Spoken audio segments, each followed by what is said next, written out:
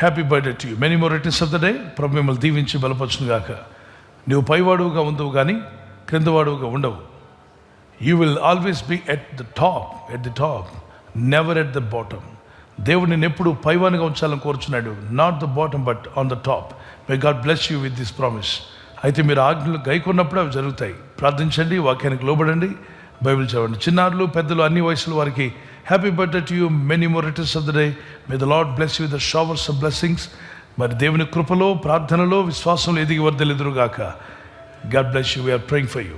Happy anniversary. Those who are celebrating anniversary, may God bless you. Many more returns of the day. May the Lord help you to celebrate.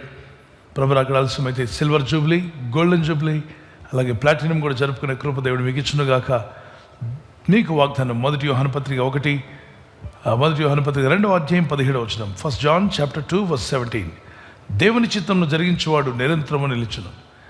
దేవుని చిత్తం జరిగించువాడు నిరంతరము నిలుస్తారు. The man who does the will of God lives for ever.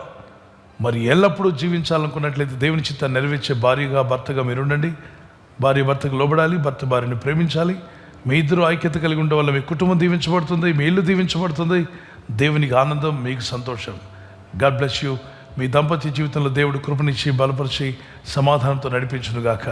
ఆమేన్. విడిపోయిన భార్య భర్తలు ఉంటే కలపబడుదురుగాక, సమాధానం కలుగునుగాక. ఆమేన్. ఈ ఛానల్ మీరు సబ్స్క్రైబ్ చేసుకోండి.